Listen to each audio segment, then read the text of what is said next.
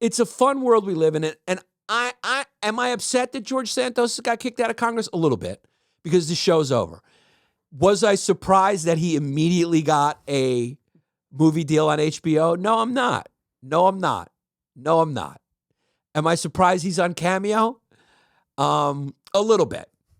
I didn't know that he would go immediately to Cameo, which, by the way, I'm on Cameo. I mean, I think he went to Cameo like the next day. And so now you can order a Cameo from disgraced former congressman from Long Island, George Santos, who let the bullies win.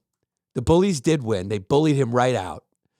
And now he's a professional Cameo guy. Because, look, he knows he's a celebrity, man. I mean, can you name me 4 congressmen right off the top of your head? I don't even know who my congressman is. I know my congressman was some Irish guy, some Democrat who got beat by some Republican, and now I'm represented by some Republican guy. Your favorite. Huh? Your favorite. Who is it? Congresswoman. She's not mine. No, but she's New York. She's New York, but I'm up. Oh, yeah. I'm up in another place. I keep forgetting. Yeah, she's not mine. That's right. She's not mine. So the guy who represents where I am, that's all I know. And I couldn't tell you either one of their names. I can tell you AOC's name. I can tell you Talib Kweli's name. I can tell you Bob Menendez, Senator Bob Menendez. And it's all people who really like the limelight. You know what I mean? Not the doers. They're the showers. They're the social media stars. The people who actually get things done are not like flashy, you know? They're not online. They're not hawking like freshman college political ideologies. You know, they know they're in office, they're making things function, and they know that no matter what we do, it's always going to be a combination of things that get things done. You need individual rights, obviously. I guess libertarian individual rights or whatever. I don't think you can call them libertarian. Individual rights. And then you need, in the economy, you're just constantly going to have to, add or detract from free market and social programs. That seems to be the only thing that works.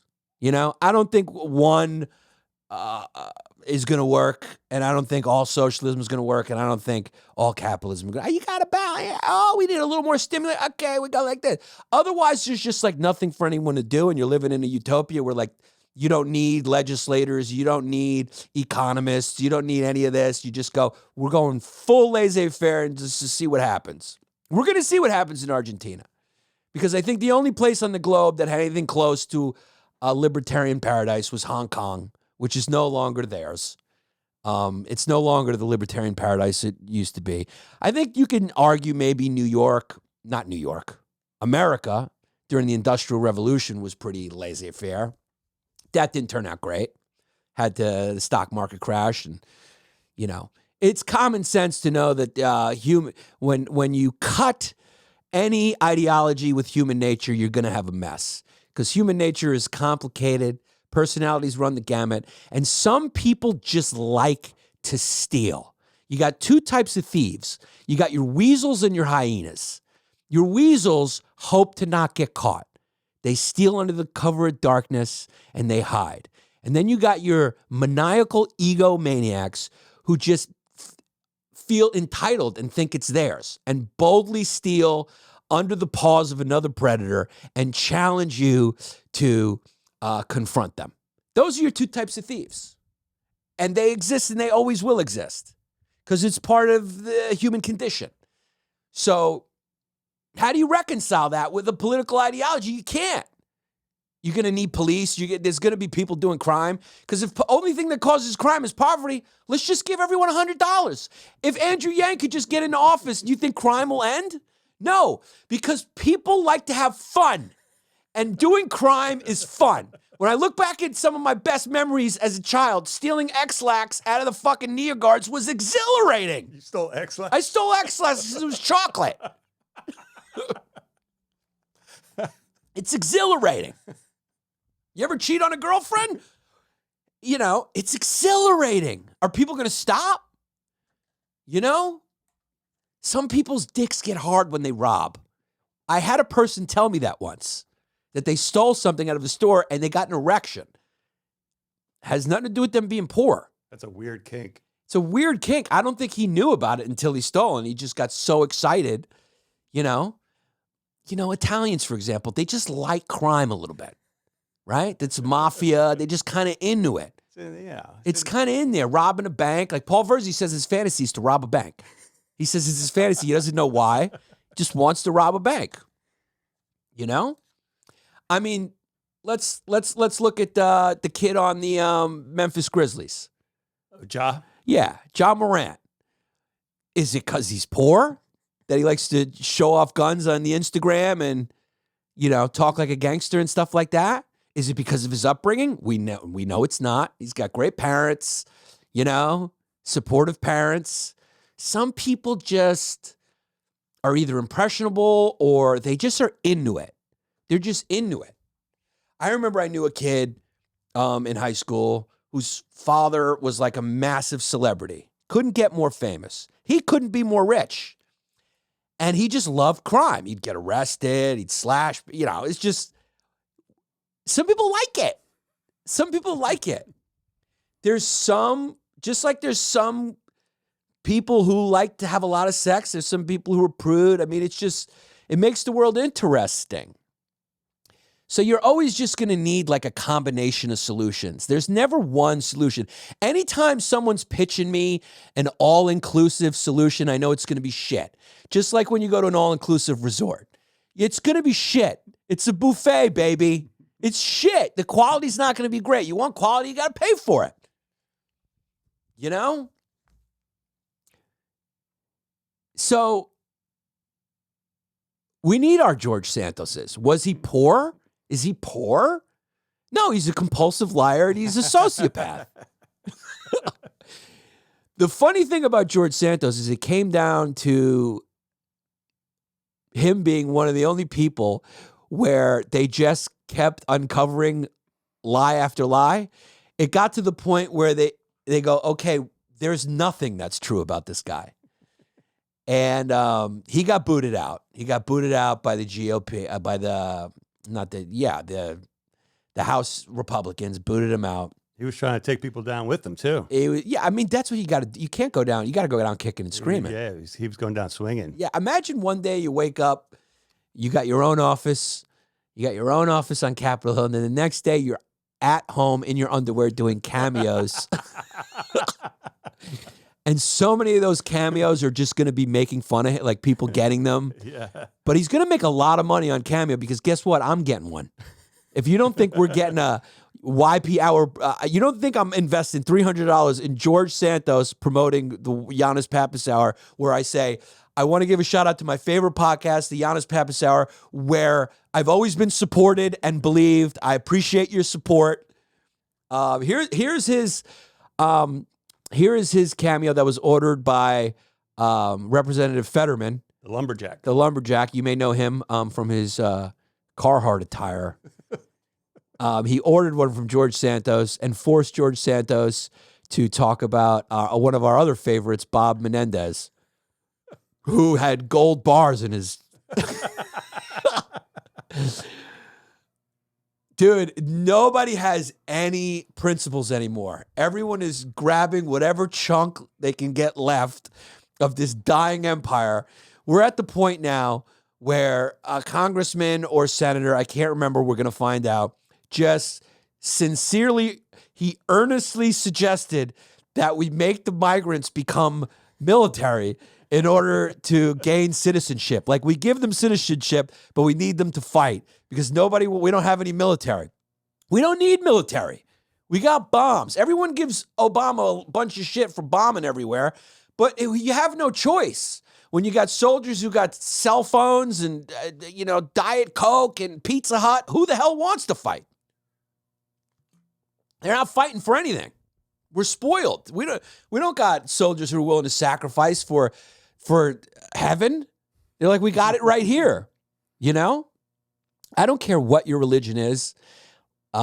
Like, you know, a lot of these people who fight for jihad, like they fight for jihad, and they're willing to die.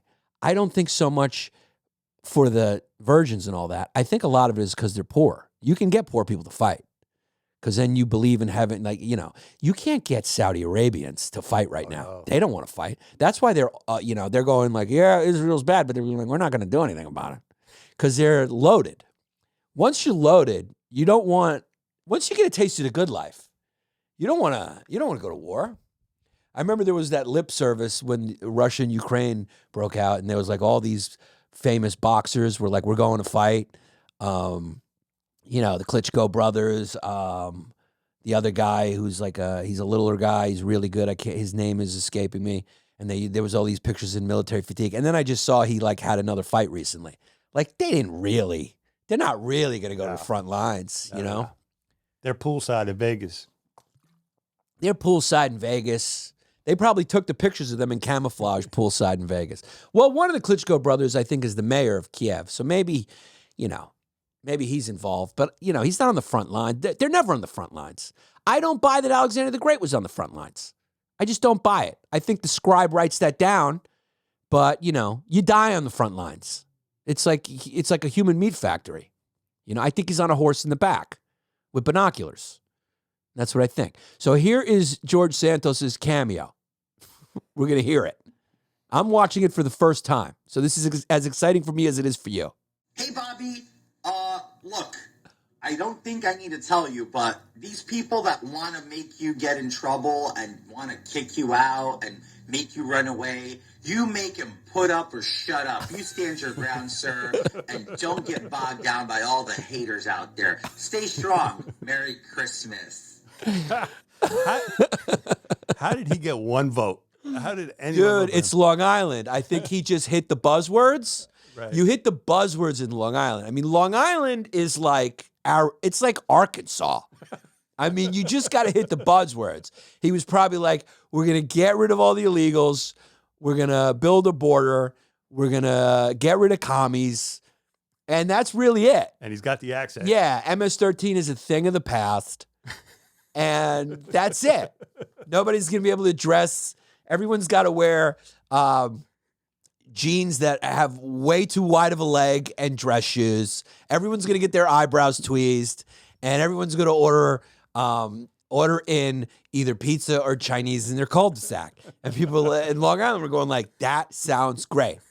And they probably, I'm going to make the Long Island local officials cut taxes because they're always fucking complaining in Long Island about their fucking taxes. The taxes are too high, whatever. Because, you know, it's a pretty right-wing place. So he just hit the buzzwords. I could get elected in Long Island. In fact, I could give you a guide to how to get elected in Long Island. And it's just those things I said. Hit those fucking 3 bangs. No more immigrants. We're going to make a strong wall. We're going to get rid of commies. And MS-13 is a thing of the past. You're done. People in Long Island don't experience the world outside of Long Island. So the world that they experience is filtered through Fox News.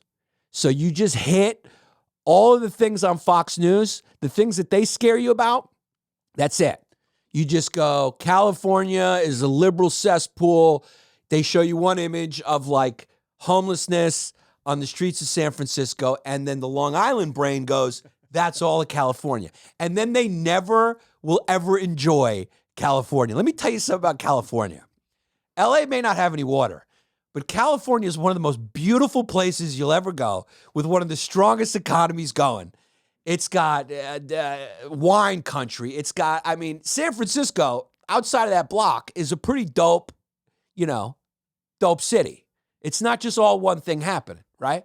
So, like, for example, I'll go to, like, Spokane, Washington, and a person from Long Island might say, like, there's 75 million liberals up there. How did you even survive? It's like, Spokane was awesome. Oh, yeah? Yeah, I didn't even see any purple hair. I'm sure they're there. I'm sure there's a few of them there.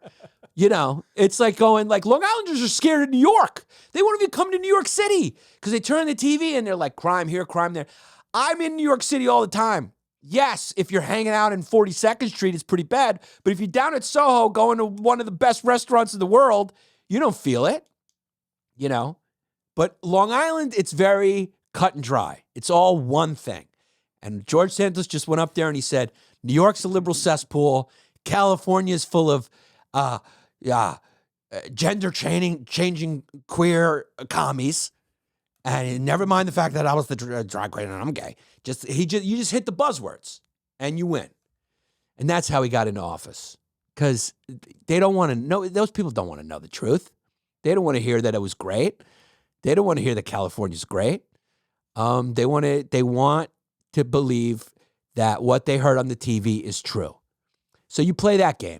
And that's what Georgie Santos did. But the law caught up to him. The law caught up to him because there's just too many lies. If he hid the drag queen thing, I think he could have maybe still won. The pictures of him as a drag queen were very funny. But it was just lie after lie after lie after lie. And so you eventually just get taken down. But you can't deny. Whoa, hey, wait a minute. I don't even think he's an American citizen, man. I think he's like Brazilian. Like, I don't even know how he got in office. But this shows you generally how low our standards have gotten